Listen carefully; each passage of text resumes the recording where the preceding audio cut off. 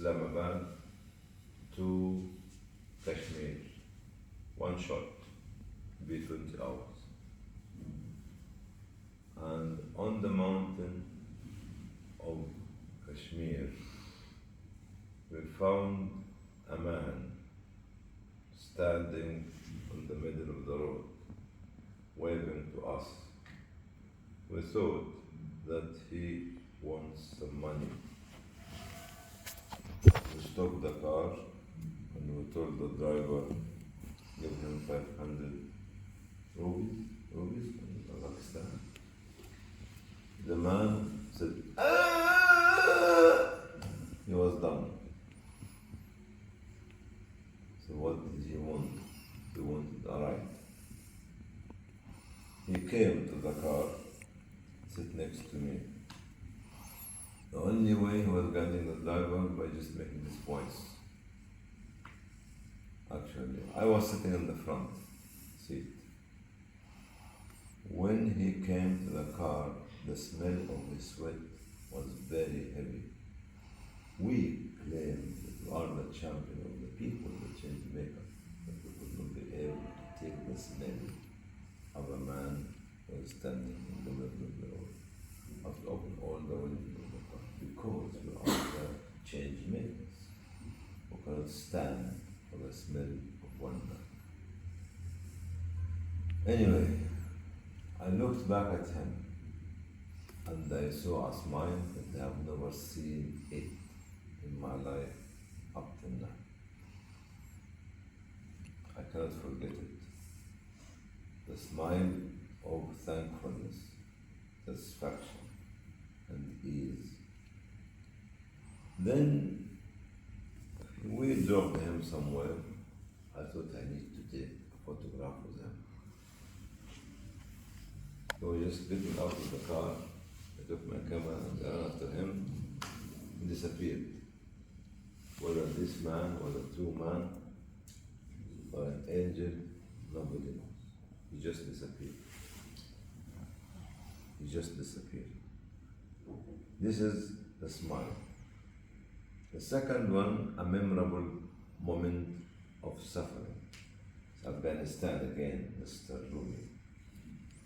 We're coming from a tour, an Afghanistan tour, not to the shopping, whatever it is, to January 2002, where all Pakistani and the Arabs are supposed to be killed because they were accused by the northern power in Afghanistan that they killed Ahmad Shah Massoud, one of the leaders of the Mujahideen. I decided to eat kebab. To eat what? Kebab. I took, the Afghani kebab is Bismillah, mashallah, as big as your arm. And would be as whatever it is. Anyway, I ate the kebab that day. Then after midnight, I had what I have never had in my life. Food poisoning, heavy food poisoning. I was vomiting and I was having water diarrhea. I went to the toilet maybe 9-10 times in a matter of 2 hours. But here is the yaqeen. Here is the yaqeen. When I was in the toilet, I remember the ayah that the honey with the will of Allah subhanahu wa ta'ala has a cure. I said this to myself with yaqeen, with realization on what Allah mentioned in the Quran at that time. Then I went to take from my room a big spoon of honey, actually 3 times, to apply the ayah. Then I went to the toilet again and I went again and again and again. It was a very difficult day for me.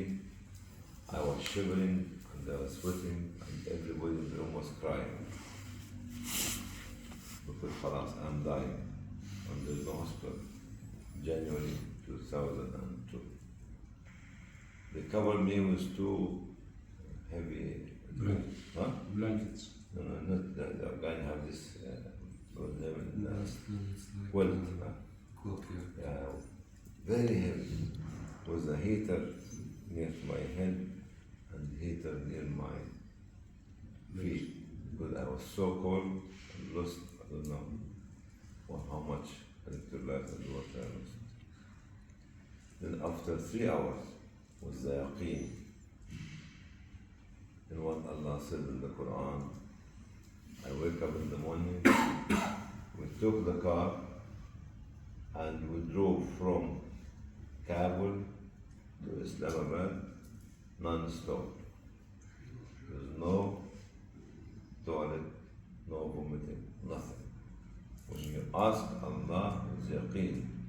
He responds you swiftly. This is the second precious time that I had at that time. The third one was the most precious donation that we have received in Islamic belief. There's quite a few. One of them was in Yemen, when I was talking about the victims of rape in Srebrenica massacre in 1995 in Bosnia. I wrote a piece of poetry about a girl which has been systematically raped and killed herself. It's a true story. By hanging herself in the wood, tying the belt around the neck and putting the needle of the belt inside her throat. This was published. I called her Su'ada. Su'ada comes from Sa'adiyya. Sa'adiyya comes from Sa'ada, from actually joy and happiness. And when I was saying this, a young Yemeni man came to me having something in his hand, like this. He said, Sir, sir, brother, can you accept this donation? I said, yes, it's only 5 Yemeni riyal. 5 Yemeni riyal means 2-3 cents. When he opened his hand, it was very, very old piece of banknote. If you drop it down, it will be pieces. In Yemen, you kiss their head and hand. When I was kissing his head, I remember the hadith of the Prophet ﷺ, رب أشعث أغبر مدفوع بالأبواب أو أقسم على الله إذا أبر. Maybe this dusty hair man, uncombed hair, all the dust in his hair, and you can smell the smell of sweat, and wearing old clothes. He might come to you whenever you see him from the window, you close the door. This individual, if he asks Allah something, now swiftly respond to him. Don't ever undermine a man or a woman because of what they do. This was the most precious donation. 2 others. One American, one was in Brooklyn. You know what was it? From an Afro-American. It was the food token for the children of the man. This is the food token from my family. And we accepted $3. Don't talk about the millions. The third one was in Philadelphia, Pennsylvania. It was Ramadan, and we were actually very hungry, starving, and long day, and breakfast was late, and we all were angry and hungry at the same time, and we wanted to make complaint because we were the champions, but we cannot take it because we call ourselves change makers, but we cannot change even our clothes. And we found this woman, Afro-American woman, Bismillah, mashallah, very strong, carrying very big pot and something else on her shoulder, and coming to meet us, not with the food, but with another smile. Smile with a charity. Her smile washed our stupid anger, because we thought that we deserved to act mechanically according to the time and the minutes, to go and raise fund. But this woman, what she had in her hand, washed our stupid hand. And what we ate on that day, the most precious food, no meat, no chicken, no poultry, just pasta. Precious times, people might undermine it. 5 Yemeni riyal, a smile, a moment of yaqeen, and believe what Allah can give you, what Allah can give you, can change before the life of people. That's why I don't remember the million or two. I used to bet on some of my friends was stuck. Him and his wife used to give $1 million and $1 million. But I didn't say that. I talk about the 5 riyal. رب درهم سبق 1000 dirham. Maybe this little pound or little dollar, whatever it is, maybe ahead of the $1 million be received from our man. To conclude, the best charity was not happening to me. A Kuwaiti brother went to one of the businessmen asking for money. The businessman was very sarcastic. Where's the brother? We missed him now. This was sarcasm. May Allah have cured him. Amen. And the businessman, the young man was tilting his head and Kuwaiti to Kuwaiti. And you know what was the donation? Sisters?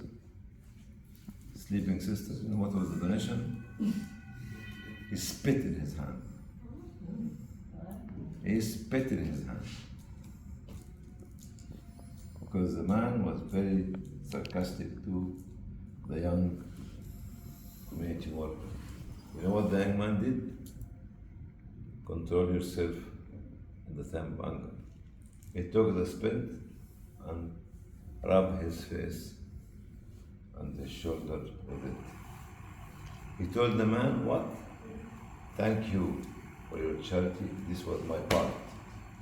But I want the charity for the poor. The businessman was shocked. And this is the behavior of the young man at the time of anger and difficulty towards others. The businessman took the checkbook at the time, told him, write whatever you want. I'm not going to stop you writing many zeros in this. And here is the manner. Sister was talking about akhlaq. One of you was talking about akhlaq. Akhlaq is at the time of difficulty, not at the time of ease. The time of hunger and anger, and deprivation and loneliness and oppression and zulm. وكان that's why إنك لعلى خلق عظيم. Prophet ﷺ described him as one who has the greatest kind of performance of manner. كان قرآنا يمشي على الأرض. He was a walking Quran on earth. إنما بعثت لأتمم مكارم الأخلاق. I have been sent for the fulfillment of the best of mankind, of manner of mankind.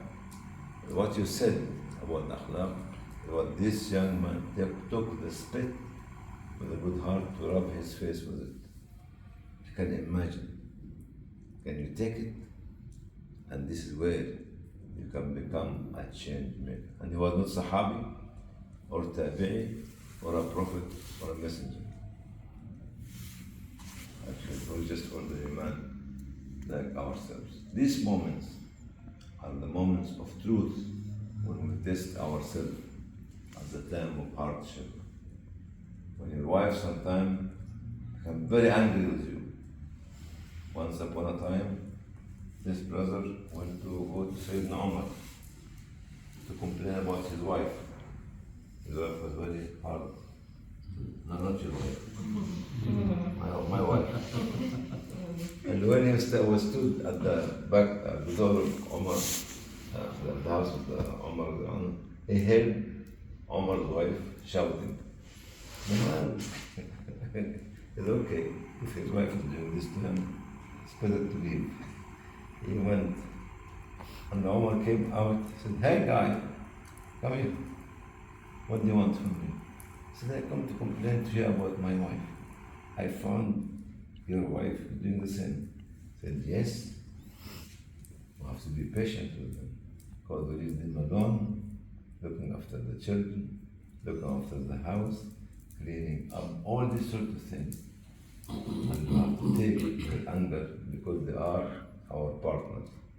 They are our partner in actually building this very difficult community organization, which is the Usra, the family. So we have to respect them, have to choose the right one, and you have to choose the right husband. Don't get somebody dandy doody like myself, very handsome. Why are you pointing towards her? Whatever it is you call it. Okay? And don't look at the face of the man or the woman. The way they speak, the way they get dressed, this is fake. Look at the manner. Even the wealth. Even the wealth. Look at him, actually, and look at her as a human being. So, جزاك الله خيرا والسلام عليكم. Those